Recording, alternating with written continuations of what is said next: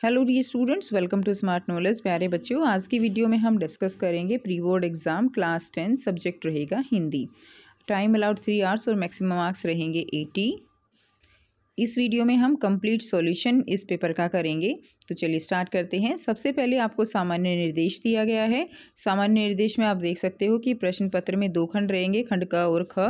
ठीक है, खंड क में बहुविकल्पी प्रश्न और वर्णनात्मक प्रश्न खंड ख में दिए गए हैं।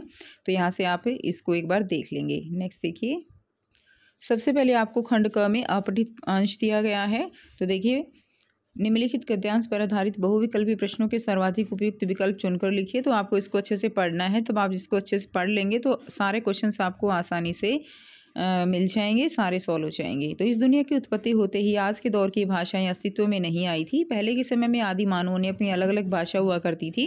फिर जैसे युग आगे बढ़ता गया, आवश्यकता अनुसार नई नई भाषाओं का निर्माण होने लगा।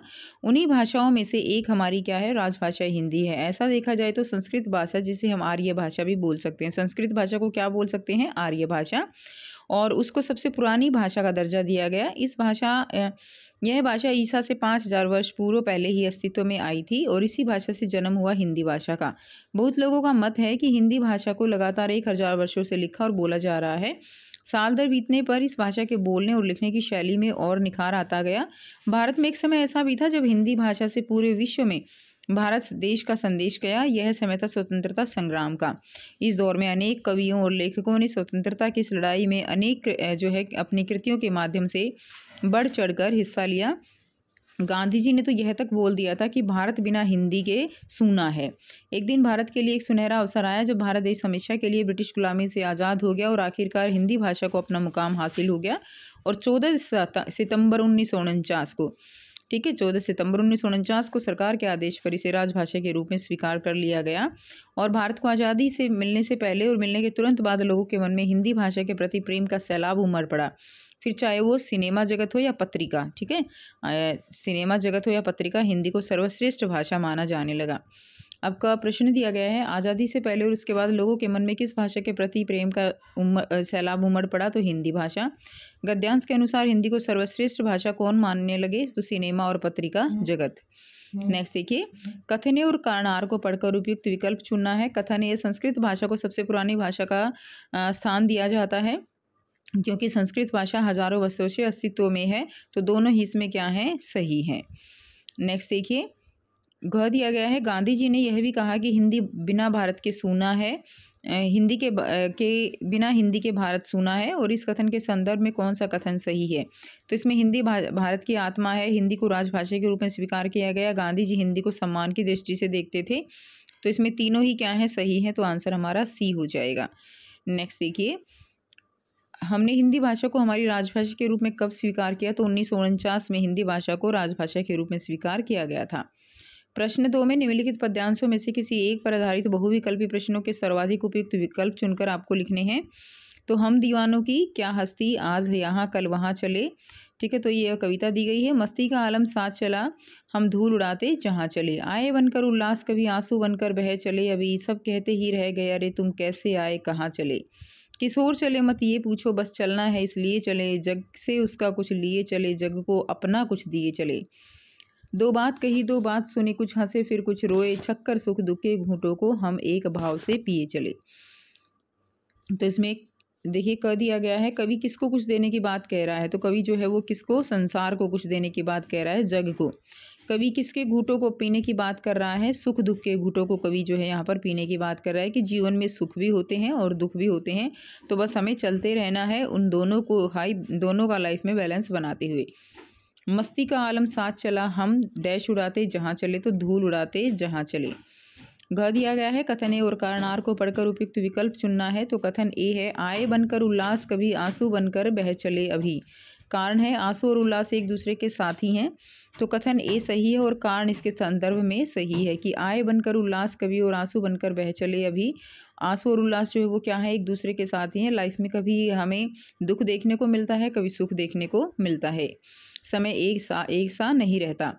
दिए गए विकल्पों में से उपयुक्त विकल्प चुनकर जो है रिक्त स्थानों की पूर्ति करनी है। तो इसमें क्या आ जाएगा, कुछ डैश और फिर कुछ रोए, तो कुछ हंसे और फिर कुछ रोए, तो इसमें आपका आंसर सी रहेगा। अगला क्वेश्चन देखिए, क्वेश्चन नंबर 3 है। प्रश्न 3 रहेगा, निर्देशानुसार रचना के आधार पर वाक्य भेद पर आधारित 5 प्रश्नों में से किन्हीं 4 प्रश्नों के उत्तर देने हैं।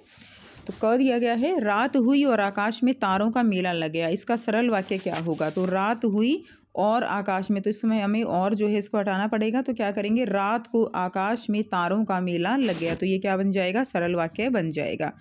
नेक्स्ट देखिए, झूठ बोलने पर उसने दंड पाया, इसका संयुक्त वाक्य क्या होगा। ठीक है, तो इसमें क्या हो जाएगा, उसने झूठ बोला इसलिए दंड पाया, उसने झूठ बोला और इसलिए दंड पाया। तो नेक्स्ट है, ग सरला ने कहानी सुनाई और मंजू रो पड़ी, इसका मिश्र वाक्य क्या होगा। ये एक संयुक्त वाक्य है, सरला ने कहानी सुनाई और मंजू रो पड़ी, तो सरला ने ऐसी कहानी सुनाई कि मंजू रो पड़ी, ये इसका क्या हो जाएगा, मिश्र वाक्य हो जाएगा। नेक्स्ट देखिए, अभिनव इसलिए महान है क्योंकि वह सच बोलता है। अभिनव यानी इसमें एक आश्रित उपवाक्य होता है मिश्र वाक्य में और एक प्रधान उपवाक्य होता है। तो प्रधान उपवाक्य जो है वो पूरा होता है और आश्रित दूसरे के ऊपर आधारित होता है। जैसे अभिनव इसलिए महान है, ये क्या है, ये आश्रित उपवाक्य है, और वह सच बोलता है, ये एक प्रधान उपवाक्य है। ये कौन सा वाक्य हो गया, ये मिश्र वाक्य हो जाएगा। जो व्यक्ति शक्तिशाली है वह सब कुछ कर सकता है, वाक्य का भेद बताना है, तो जो व्यक्ति शक्तिशाली है वह सब कुछ कर सकता है, मिश्र वाक्य है। नेक्स्ट देखिए, प्रश्न 4 है, निर्देशानुसार वाच्य पर आधारित 5 प्रश्नों में से किन्हीं 4 प्रश्नों के उत्तर करने हैं। सरोद से पढ़ा नहीं गया, वाच्य की पहचान करनी है। सरोद से पढ़ा नहीं गया, तो क्या हो जाएगा, भाववाच्य। महात्मा गांधी द्वारा शांति संदेश दिया गया, तो ये जो है कृतवाच्य में रूपांतरित करना है। ये जो है आपका क्या है, कर्मवाच्य है। तो महात्मा गांधी ने शांति का संदेश दिया, महात्मा गांधी ने शांति का संदेश दिया, कृतवाच्य में हो जाएगा। विवेक खेल खेलता है, इसको कर्मवाच्य में बदलता है, तो विवेक द्वारा खेल खेला गया। कर्मवाच्य की पहचान क्या होती है कि उसमें से, के, द्वारा इनका प्रयोग होता है और साथ में सकर्मक क्रिया होती है हमेशा। ठीक है, यानी कर्म के साथ क्रिया होती है। यानी खेला गया, तो क्या खेला गया, तो खेल खेला गया, तो इसमें कर्म है और कर्ता विवेक हो जाएगा, तो इसलिए ये क्या है, ये कर्मवाच्य है। अगर क्रिया अकर्मक होती है तो वो क्या हो जाएगा, भाववाच्य हो जाएगा। दोनों में इतना ही अंतर है। उसके बाद, बाल गोविंद भगत द्वारा रोज प्रभाती गाया करते थे, इसका भाववाच्य क्या होगा, तो बाल गोविंद भगत द्वारा रोज प्रभाती गाया जाता था। नेक्स्ट देखिए, राधा द्वारा पढ़ा जाता है, वाक्य में कृतवाच्य होगा, तो राधा पढ़ती है, ये क्या हो जाएगा, कृतवाच्य हो जाएगा। निर्देशानुसार पद परिचय पर आधारित 5 प्रश्नों में से कि 4 प्रश्नों को रेखांकित पदों का परिचय दीजिए। तो रेखा पुस्तक पढ़ती है, तो इसमें क्या है, पढ़ती की हमें क्या देना है, पद परिचय देना है। तो पढ़ती है, तो पढ़ती एक तो स्त्रीलिंग हो गया, ये सकर्मक क्रिया हो गई। ठीक है, क्या पढ़ती है, तो इसका आंसर में मिल रहा है पुस्तक पढ़ती है। क्लियर, तो सकर्मक क्रिया हो जाएगी। उसके बाद कृतवाच्य है ये, और स्त्रीलिंग है। ठीक है, स्त्रीलिंग है, एक वचन है और वर्तमान काल है। राघव मैदान में दौड़ता है, तो राघव का पद परिचय देना है। राघव एक व्यक्तिवाचक संज्ञा है, एक वचन है, पुल्लिंग है और कर्ता कारक है। वह आम खाता है, वह किसकी जगह प्रयुक्त हुआ है, वह जो है संज्ञा के स्थान पर प्रयुक्त हुआ है, तो ये क्या हो जाएगा, सर्वनाम है। पुरुषवाचक सर्वनाम है और अन्य पुरुष है, एक वचन है, पुल्लिंग है और कर्ता ये कारक है। क्लियर। नेक्स्ट देखिए, मैं रोज धीरे धीरे चलता हूँ, धीरे धीरे क्या है, धीरे धीरे यहाँ पे जो चलता क्रिया है उसकी विशेषता बता रहा है। रीतिवाचक क्रिया विशेषण है, पुल्लिंग है, एक वचन है, वर्तमान काल है और कृतवाच्य है। नेक्स्ट देखिए, बगीचे में सुंदर फूल खिले हैं, तो यहाँ पे सुंदर है, तो सुंदर क्या है, गुणवाचक विशेषण है, बहुवचन है, पुल्लिंग है और फूल विशेष्य का विशेषण है। किसका है, फूल का। फूल विशेष्य जो है उसका विशेषण क्या है, सुंदर है, फूल की सुंदरता के बारे में, फूल की विशेषता बता रहा है। निर्देशानुसार अलंकार पर आधारित 5 प्रश्नों में से किन्हीं 4 प्रश्नों के उत्तर आपको देने हैं। ले चला साथ में तुझे कनक जो भिक्षु लेकर स्वर्ण झनक, तो इसमें आंसर क्या रहेगा, उत्प्रेक्षा अलंकार है। ख, जिस वीरता से शत्रुओं का सामना उसने किया, असमर्थ हो उसके कथन में मौन वाणी ने लिया, तो इसमें क्या है, बड़ा चढ़ाकर बात की गई है, अतिशोक्ति अलंकार रहेगा। सुनहले तीर बरसाती जय लक्ष्मी सी उदित हुई, तो इसमें कौन सा अलंकार है, इसमें मानवीकरण अलंकार रहेगा। जो रहीम गति दीप की कुल कुपित गति सोए, बारे उजियारू करे बढ़े अंधेरो होए, तो इसमें क्या है, श्लेष अलंकार हो जाएगा। क्लियर। नेक्स्ट देखिए, जहाँ किसी गुण की गुण या स्थिति का बढ़ा चढ़ाकर वर्णन किया जाए वहाँ कौन सा अलंकार होता है, वहाँ अतिशयोक्ति अलंकार होता है। उसके बाद प्रश्न 7 दिया गया है, निम्नलिखित पठित पद्यांश पर आधारित बहुविकल्पी प्रश्नों के सर्वाधिक उपयुक्त विकल्प चुनकर जो है आपको लिखने हैं। तो 5 भाई बहनों में सबसे छोटी बहन की शादी के शायद 7 साल की थी और उसकी एक धुंधली सी याद मेरे मन में है, लेकिन अपने से 2 साल बड़ी बहन सुशीला और मैंने घर के बड़े आंगन में बचपन के सारे खेल जैसे खेले, सतोलिया, लंगड़ी, टांग, पकड़म पकड़ाई, काली टीलो, तो कमरे में गुड्डो गुड़ियों के ब्याह भी रचाए। तो इनमें से आपने भी बच्चों कुछ खेल खेले होंगे। आपने इनमें से कौन से खेल खेले हैं कमेंट करके ज़रूर बताइएगा।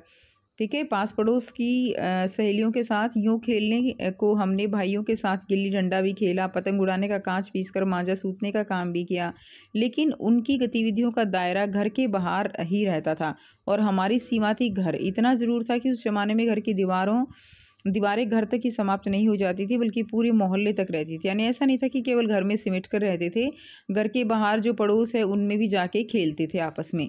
इसलिए मोहल्ले में किसी भी घर जाने में कोई पाबंदी नहीं थी, बल्कि कुछ घर तो परिवार का हिस्सा ही थे। आज तो बड़ी मुझे शिद्दत के साथ ये महसूस होता है कि अपनी ज़िंदगी खुद जीने के इस आधुनिक दबाव ने महानगरों के फ्लैट में रहने वालों को इस परंपरा पड़ोस कल्चर, क्या बोला गया है, पड़ोस का कल्चर, ठीक है ना, यानी पड़ोस में जाना वो बिल्कुल बंद हो गया है और हमें वहाँ से विच्छिन्न करके इतना संकुचित, असहाय और असुरक्षित बना दिया है। मेरी कम से कम 1 दर्जन आरंभिक कहानियों के पात्र इसी मोहल्ले के हैं जहाँ मैंने किशोरावस्था गुजार अपनी युवावस्था का आरंभ किया था। 1-2 को छोड़कर उनमें कोई भी पात्र मेरे परिवार का नहीं है। बस इतने इनको देखते सुनते इनके बीच में बड़ी हुई थी, लेकिन इसकी छाप मेरे मन में कितनी गहरी थी इस बात का एहसास तो मुझे कहानियाँ लिखते समय हुआ। तो क्वेश्चन है, लेखिका अपने भाइयों के साथ कौन से खेल खेलती थी? तो वो कौन सा खेल खेलती थी? गिल्ली डंडा खेलती थी। अपनी ज़िंदगी में खुद जीने के इस आधुनिक दबाव ने हमें कहाँ रहने को विवश कर दिया है? तो महानगरों के फ्लैट में रहने को विवश कर दिया है। उस ज़माने में लेखिका के घर की दीवारें कहाँ तक फैली थी? तो पूरे मोहल्ले तक दीवारें फैली हुई थी। परंपरागत पड़ोस कल्चर से विच्छिन्न करके लेखिका को कितना संकुचित, डैश और असुरक्षित बना दिया है? तो असहाय। नेक्स्ट है, गद्यांश के अनुसार बड़ी बहन के विवाह के समय लेखिका कितने वर्ष की थी? तो वो लगभग 7 वर्ष की थी। गद्य पाठों के आधार पर निम्नलिखित 2 बहुविकल्पीय प्रश्नों के उत्तर देने हैं। प्रश्न 8 में संस्कृति पाठ में लेखक ने असंस्कृत व्यक्ति किसे कहा है? तो मानव कल्याण की भावना से हीन व्यक्ति को क्या कहा है? उसने असंस्कृत व्यक्ति कहा है। ठीक है, उसके बाद नेक्स्ट देखिए, उस्ताद बिस्मिल्लाह खां का जन्म कहाँ हुआ था? तो डुमरांव में उस्ताद बिस्मिल्लाह खां का जन्म हुआ था। नेक्स्ट क्वेश्चन है प्रश्न 9, निम्नलिखित पठित पद्यांश पर आधारित बहुविकल्पीय प्रश्नों में से आपको चुनकर बताने हैं। तो आप इसको एक बार पढ़ लेंगे। छू गया तुमसे कि झरने लग पड़े शेफालिका के फूल, बांस था कि बबूल तुम मुझे पाए नहीं पहचान, देखते ही रहोगे अनिमेष थक गए हो, आँख लूँ मैं फेर, क्या हुआ यदि हो सके परिचित न पहली बार, यदि तुम्हारी माँ ने माध्यम बनती होती आज, मैंने सकता देख मैंने पाता जान, तुम्हारी है दंतुरित मुस्कान। ठीक है, धन्य तुम माँ भी तुम्हारी धन्य, चिर प्रवासी में इतर में अन्य, इस अतिथि से प्रिय तुम्हारा क्या रहा संपर्क, उंगलियां माँ की कराती रही मधुपर्क, देखते तुम इधर कनखी मार और जब आँखी चार, तब यह तुम्हारी दंतुरित मुस्कान मुझे लगती बड़ी छविमान। तो कविता के माध्यम पे कुछ प्रश्न दिए गए हैं। बालक के साथ साथ कवि किसे धन्य बता रहा है? तो उसकी माँ जो है उसको भी धन्य बता रहा है, तो माँ को आ जाएगा। कवि को एकटक देखते रहने का बालक का क्या उद्देश्य है? तो वो उसको पहचानना। ठीक है, काव्यांश के आधार पर रिक्त स्थान की पूर्ति करनी है। उंगलियां माँ की कराती रही मधुपर्क आ जाएगा। नेक्स्ट देखिए, कवि को दंतुरित मुस्कान कैसी लग रही है? तो वो सुंदर छवि के समान लग रही है। कवि के छूने पर किसके फूल झड़ने लग गए थे? तो शेफालिका के फूल झड़ने लग गए थे। पद पाठों के आधार पर 2 बहुविकल्पीय प्रश्नों के उत्तर देने हैं। संगतकार किसे कहा गया है? तो मुख्य गायक का साथ देने वाले को क्या कहा जाता है? संगतकार कहा जाता है। गोपियों द्वारा बड़भागी किसे कहा गया है? तो उद्धव को गोपियों द्वारा बड़भागी कहा गया है। नेक्स्ट देखिए, वर्णात्मक प्रश्न दिए गए हैं। तो यहाँ पे प्रश्न 11 है, गद्य पाठों के आधार पर निम्नलिखित 4 प्रश्नों में से किन्हीं 3 प्रश्नों के उत्तर लगभग 25 से 30 शब्दों में लिखने हैं। तो आप यहाँ से प्रश्न देख लीजिए, हम सबके आंसर एक साथ करेंगे। ठीक है, तो ये 4 प्रश्न आपको दिए गए हैं। बिस्मिल्लाह खां है, संस्कृति पाठ के आधार पर बताना है संस्कृत व्यक्ति किसे कहा गया है, और बाल गोविंद भगत के मधुर गायन की विशेषताएं लिखनी है। तो ये चारों प्रश्नों का उत्तर करेंगे। तो पहला इसमें प्रश्न है, एक कहानी यह भी आत्मकथा के आधार पर स्वाधीनता आंदोलन के परिदृश्य का चित्रण करते हुए उसमें मनु भंडारी जी की भूमिका को रेखांकित कीजिए। तो लेखिका मनु भंडारी भी स्वतंत्रता संग्राम में भागीदार थी। इस आंदोलन में उन्होंने अपने भाषण, उत्साह और अपनी संगठन क्षमता के द्वारा सहयोग प्रदान किया। 1940 से 47 तक के समय में मनु भंडारी ने जगह जगह जाकर अपनी भाषण प्रतिभा के माध्यम से अपने विचारों को साधारण जनता के समक्ष रख अपना सहयोग दिया। दूसरा प्रश्न हमारा है, बिस्मिल्लाह खां के व्यक्तित्व की कौन कौन सी विशेषताओं ने आपको प्रभावित किया? नौबत खाने में इबादत पाठ के आधार पर आपको उत्तर देना है। तो ईश्वर के प्रति उनकी श्रद्धा जो है वो बहुत ज़्यादा थी। यह श्रद्धा केवल अपने धर्म के लिए नहीं अपितु सभी धर्मों के लिए थी। वह जन्म से मुसलमान थे, परंतु उन्होंने हिंदू धर्म का भी क्या किया था? बराबर सम्मान किया। भारत की मिलीजुली संस्कृति के वो प्रतीक थे और हिंदू मुसलमान एकता में विश्वास रखते थे। बिस्मिल्लाह खां एक सीधे साधे सच्चे मनुष्य थे। भारत रत्न मिलने के उपरांत भी उन्होंने कभी घमंड नहीं आया। वह भारत से अत्यंत प्रेम करते थे। उन्होंने काशी की मिलीजुली संस्कृति से बहुत प्रेम था और वह कहते थे कि वे मरते दम तक काशी और शहनाई को नहीं छोड़ सकते। अगला प्रश्न है, संस्कृति पाठ के आधार पर बताइए कि वास्तविक अर्थों में संस्कृत व्यक्ति किसे कहा जाता है? तो लेखक के अनुसार वास्तविक संस्कृत व्यक्ति वह है जिसकी बुद्धि और विवेक ने किसी भी नए तथ्य का अनुसंधान और दर्शन किया होगा और जो व्यक्ति जो है अपने देश प्रेम की जो भावना है उससे ओतप्रोत है, उसे जो है संस्कृत व्यक्ति कहा जा सकता है। जैसे न्यूटन ने गुरुत्वाकर्षण का सिद्धांत खोजा, वह वास्तविक रूप से क्या थे? संस्कृत व्यक्ति थे। नेक्स्ट है बाल गोविंद भगत के पाठ के आधार पर बाल गोविंद भगत के मधुर गायन की विशेषताएं लिखनी है। तो बाल गोविंद भगत के मधुर गायन में तल्लीनता थी। उसके गायन में मस्ती और अलौकिक मिठास थी। उसके गाने में कबीर की ईश्वर भक्ति एवं जीवन के बारे में ज्ञान भरी बातें हुआ करती थी। गाना गाते वह झूमते मस्त हो जाते और किसानी गीत सुनकर महिलाएं भी क्या होती थी? गुनगुनाने लगती थी। उसके बाद देखिए चारों क्वेश्चन हमारे हो गए। उसके बाद क्वेश्चन नंबर 12 है, पद्य पाठों के आधार पर निम्नलिखित 4 प्रश्न में से किन्हीं 3 के उत्तर आपको देने हैं 25 से 30 शब्दों में। तो ये 4 प्रश्न आपको दिए गए हैं। दंतोरित मुस्कान के पाठ के आधार पर बताना है। फागुन में ऐसा क्या है कि जो बाकी ऋतुओं से अलग होता है? और किसी भी क्षेत्र में संगीतकार की पंक्ति वाले लोग प्रतिभावान होते हुए भी मुख्य या शीर्ष स्थान पर क्यों नहीं पहुंच पाते? और अट नहीं रही है कविता में प्रकृति की व्यापकता का वर्णन करना है। तो आइए करते हैं। तो देखिए प्रश्न 12 है। तो इसमें पहला प्रश्न क्या है, यह दंतोरित मुस्कान पाठ के आधार पर बताइए कि बच्चे की मुस्कान और एक बड़े व्यक्ति की मुस्कान में क्या अंतर है। तो बच्चे की मुस्कान कैसी होती है? वो किसी खास मौके की प्रतीक्षा नहीं करते हैं हंसने के लिए, जबकि बड़ों के मुस्कुराने की एक खास वजह होती है। सेकेंड है, बच्चों का मुस्कुराना सभी को प्रभावित करता है, किंतु बड़ों का मुस्कुराना लोगों को प्रभावित नहीं करता है। बच्चों की हंसी में निश्चलता होती है, लेकिन बड़ों की मुस्कुराहट जो है वो कैसी होती है? कृत्रिम होती है। यानी बच्चों की हंसी बनावटी नहीं होती है, वो बिल्कुल नेचुरल होती है, लेकिन बड़ों की हंसी जो है वो कृत्रिम हो सकती है, बनावटी हो सकती है। नेक्स्ट है प्रश्न, फागुन में ऐसा क्या होता है जो बाकी ऋतुओं से भिन्न होता है? उत्साह कविता के आधार पर उत्तर देना है। तो फागुन में प्रकृति की शोभा जो है वो अपनी चरम सीमा पर होती है और पेड़ पौधे नए पत्तों, फल और फूलों से लद जाते हैं। हवा सुगंधित हो उठती है। आकाश साफ स्वच्छ होता है। पक्षियों के समूह आकाश में विहार करते हुए या विचरण करते हुए दिखाई देते हैं। बाग बगीचों और पक्षियों में उल्लास भर जाता है। इस तरह फागुन का सौंदर्य बाकी ऋतुओं से क्या है? भिन्न है। है, किसी भी क्षेत्र में संगीतकार की पंक्ति वाले लोग प्रतिभावान होते हुए भी मुख्य या शीर्ष स्थान पर क्यों नहीं पहुंच पाते होंगे? अपने विचार लिखिए। तो किसी भी क्षेत्र में के संगीतकार की पंक्ति वाले लोग हैं, वो प्रतिभावान होते हुए भी क्या है? मुख्य या शीर्ष स्थान पर नहीं पहुंच पाते, क्योंकि संगीतकार जब मुख्य गायक के पीछे पीछे गाता है तो वो खुलकर नहीं गा पाता। वो अपनी आवाज़ को मुख्य गायक की आवाज़ से अधिक ऊंचे स्वर में नहीं जाने देते, ठीक है, ताकि मुख्य गायक की महत्ता कम न हो जाए और उनका आदर कम ना हो जाए। तो इसलिए वो फिर मुख्य स्थान पर नहीं पहुंच पाते कि वो उसी चीज़ में ढल जाते हैं कि हाँ, हमें इन्हीं के जो है साथ गाना है और इनकी आवाज़ के साथ अपनी आवाज़ नीचे रखनी है, इस तरह से। नेक्स्ट देखिए, आप इसमें अपने अकॉर्डिंग भी लिख सकते हो। देखिए, अट नहीं रही कविता में कवि ने प्रकृति की व्यापकता का वर्णन किन रूपों में किया है?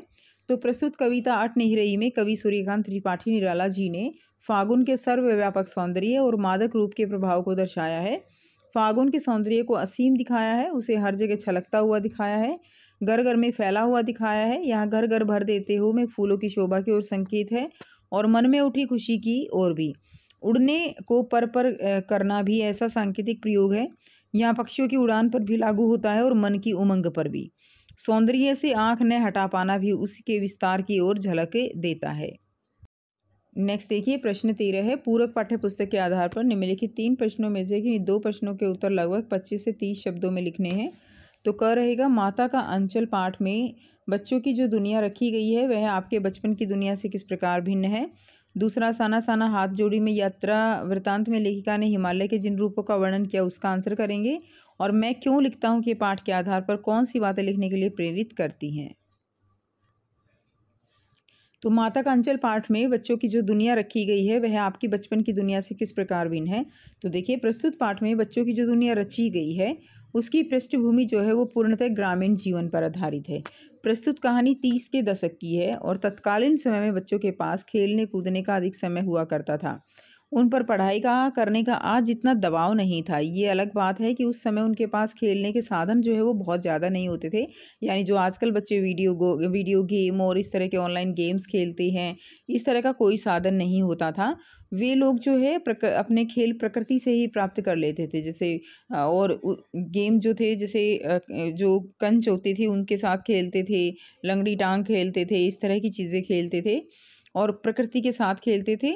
एंड उनके लिए मिट्टी, खेत, पानी, पेड़, मिट्टी के बर्तन आदि साधन थे। आज 3 वर्ष की उम्र होते ही बच्चों को नर्सरी में भर्ती करा दिया जाता है, यानी 3 साल का बच्चा स्कूल जाने लगता है। आज के बच्चे वीडियो गेम, टीवी, कंप्यूटर, शतरंज आदि खेलने में लगे रहते हैं या फिर क्रिकेट, फुटबॉल या बैडमिंटन या कार्टून आदि में अपना समय बिता देते हैं। नेक्स्ट देखिए, साना साना हाथ जोड़ी यात्रा वृत्तांत में लेखिका ने हिमालय के जिन रूपों का चित्र खींचा है उन्हें अपने शब्दों में लिखना है। तो इस यात्रा वृत्तांत में लेखिका ने हिमालय के अलग अलग रूपों के बारे में बताया।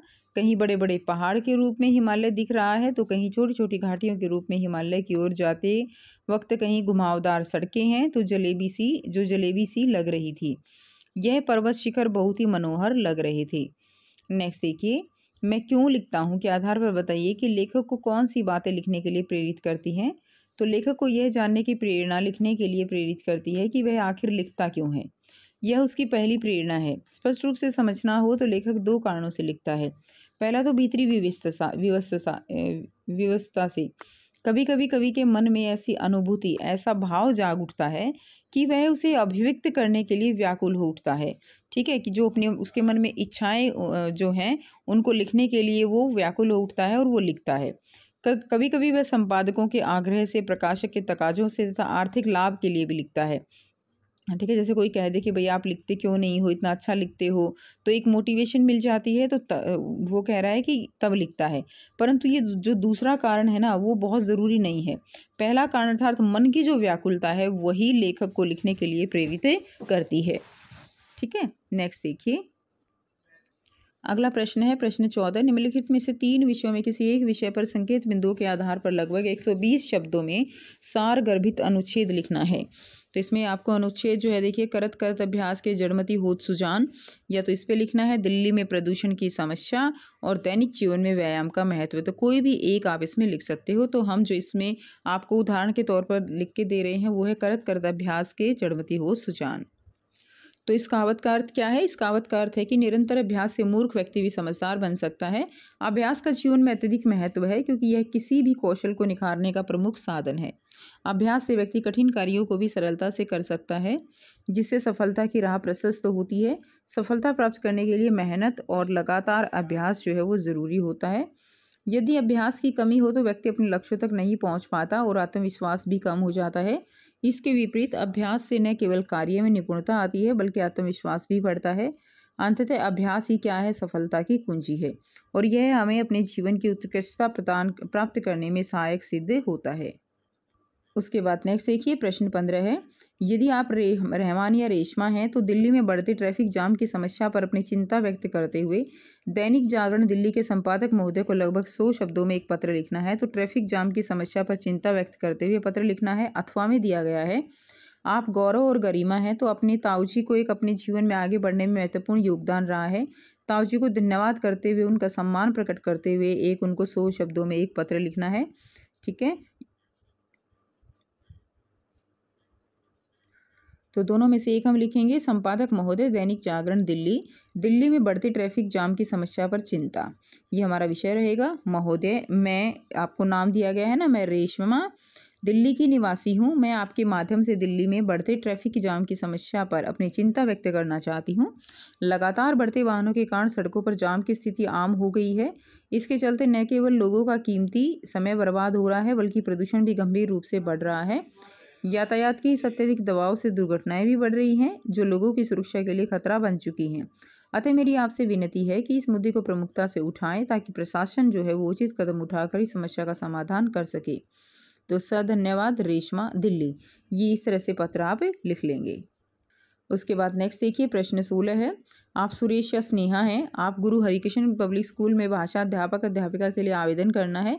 इसके लिए आपको एक अपना संक्षिप्त संवर्त यानी बायोडाटा लिखकर 80 शब्दों में उसको तैयार करना है। तो या तो आप बायोडाटा लिख सकते हो या फिर मेल कर सकते हो, अथवा दोनों में से एक करना है। तो आप राहुल राधा हैं। आप क ख ग प्रकाशन दिल्ली से अपनी हिंदी पाठ्य की पुस्तकें मंगवाने के लिए 80 शब्दों में एक मेल करना है।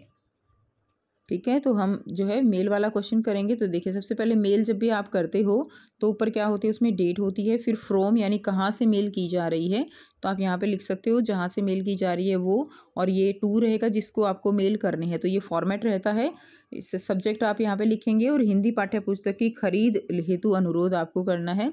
तो माननीय महोदय या महोदया, मैं, आपका नाम आ जाएगा, संस्थान का नाम आ जाएगा, कक्षा आ जाएगी, ठीक है, जो भी आपको जहाँ भी आपको भेजना है, से क ख ग प्रकाशन की हिंदी विषय की पाठ्य पुस्तकों। क ख ग आपको क्वेश्चन में ही दिया गया है, तो जो दिया गया है आपको नाम, संस्थान का नाम, किसको आपको मेल करनी है, वहीं से आप उठाएंगे। ठीक है, तो प्रकाशन की हिंदी विषय की पाठ्य पुस्तक से की प्रतियां मंगवाना चाहता हूं या चाहती हूं। कृपया मेरी आवश्यक पुस्तकों की सूची और मूल्य विवरण सहित उपलब्धता की जानकारी प्रदान करें। यदि कोई विशेष छूट या वितरण विकल्प उपलब्ध हो तो कृपया अवगत कराएं। मुझे शीघ्र अतिशीघ्र इन पुस्तकों की क्या है आवश्यकता है। धन्यवाद। आपका नाम आ जाएगा, आपका संपर्क नंबर यानी जो फ़ोन नंबर आ जाएगा, और आपका ईमेल एड्रेस जहाँ से आपने मेल की है वो एक बार दोबारा से आप इसको लिख सकती हो। साथ में आप इसमें अगर कोई लिस्ट वगैरह लगाना चाहते हो कि हाँ आपने कोई लिस्ट साथ में अटैच कर दी है कि हाँ मुझे ये बुक्स चाहिए, तो आप यहाँ पे लिख भी सकते हो कि जो सूची है वो यहाँ पर जो है अटैच कर दी गई है। ठीक है, इस तरह से मेल की जाती है। उसके बाद नेक्स्ट देखिए, आप प्रदीप और पुनीता हैं। आपके चाचा जी ने किराने की एक दुकान खोली है। वे प्रचार प्रसार के लिए विज्ञापन देना चाहते हैं। आप उनके लिए 40 शब्दों में एक आकर्षक विज्ञापन तैयार कीजिए। तो विज्ञापन में भी आप क्या करोगे, विज्ञापन में बॉक्स बना के और उसके अंदर सुंदर सुंदर सी पिक्चर बना सकते हो। किराने की दुकान है तो उसके अंदर आप जो है सारा सामान दिखा सकते हो, एक दुकान की फ़ोटो छोटी सी बना सकते हो, और कुछ इम्प्रेसिव कोटेशन दे सकते हो कि हाँ इतना जो है इस तरह से आपने कोई छूट दे रखी है। आपने नई दुकान खोली है तो हो सकता है कुछ चीज़ों पे स्टार्टिंग में छूट भी दी जा सकती हो। तो आप लिख सकते हो कि वही 1000 रुपये का सामान खरीदने पर 20% की छूट मिलेगी। इस तरह आपको एक विज्ञापन देना है जो अट्रैक्टिव हो और कम शब्दों में रहेगा। क्लियर, तो ये आप खुद से कर लेंगे। अथवा में दिया गया है, आप प्रदीप और पुनीता हैं। आपके बड़े भाई का जन्मदिवस है। इस अवसर पर उनके लिए लगभग 40 शब्दों में बधाई संदेश जो है वो आपको लिखना है। तो आइए इसको करते हैं। तो ये बधाई संदेश हो जाएगा, प्रदीप और पुनीता, आपके बड़े भाई का जन्मदिवस है। इस अवसर पर उनके लिए लगभग 40 शब्दों में बधाई संदेश करना है। तो इस तरह से लिखेंगे। सबसे पहले फॉर्मेट इसका क्या रहता है कि इसको एक बॉक्स के अंदर आपको डालना है। सबसे पहले ऊपर जो है यहाँ पे शुभकामना संदेश ये लिखा हुआ होना चाहिए कि संदेश आपका किस बारे में, शुभकामना के बारे में है, बधाई संदेश है, शोक संदेश है, किस तरह का संदेश है। तो हम यहाँ पे शुभकामना दे रहे हैं तो ऊपर लिख देंगे शुभकामना संदेश है। उसके बाद डेट लिख देंगे। यहाँ पे आप कोई भी डेट लिख सकते हो, जो भी डेट आप जब भी पेपर दे रहे हो उस दिन की डेट आप लिख सकते हो। ये मैंने एग्जाम्पल के तौर पर ली है। प्रातःकाल 11 बजे, जिस टाइम भी आप संदेश भेज रहे हो वो टाइम आप लिख सकते हो। तुम जियो हज़ारों साल, साल के दिन हो 1000। अब ये बर्थडे का है तो इसमें हमने कुछ इस तरह की कोटेशन लिख दी। तो आप ही जिस बारे में भी हो, अगर कोई अच्छी न्यूज़ है तो उसके अकॉर्डिंग आप कोटेशन बना सकते हो, कोई बात लिख सकते हो। ठीक है, उसके बाद है जन्म इसमें जो सबसे मेन बात होती है ना कि शब्दों का कम से कम प्रयोग करना है, और शब्द जो होने चाहिए वो ऐसे होने चाहिए कि वो इम्प्रेसिव हों। ठीक है, सामने वाले को इम्प्रेस करे, कम शब्द लेकिन एक इम्प्रेसिव जो है वो यहाँ पर शब्द होने चाहिए। तो जन्मदिन की ढेरों शुभकामनाएं। ईश्वर आपको स्वस्थ, खुशहाल और सफल जीवन प्रदान करे। आपके साथ बिताए हर पल अनमोल हैं और मैं हमेशा आपके मार्गदर्शन और स्नेह का आभारी हूँ। ठीक है। तो नीचे अपना नाम लिख देंगे, प्रदीप या पुनीता। तो इस तरह का संदेश जो है आपको लिखना होता है, जो बहुत ही आसान है और स्कोरिंग भी होता है। तो ये था कंप्लीट पेपर। आई होप आपको कंप्लीट पेपर और उसका सॉल्यूशन क्लियर हो गया है। फिर भी अगर आपको कोई डाउट है तो आप कमेंट सेक्शन में कमेंट करके पूछ सकते हो। अगर वीडियो अच्छी लगी तो वीडियो को ज़रूर लाइक कीजिए, शेयर कीजिए और स्मार्ट नॉलेज चैनल को कीजिए सब्सक्राइब इसी तरह के और वीडियोज़ के लिए। मिलते हैं आपसे नेक्स्ट वीडियो में। Till then take care, bye bye and have a nice day.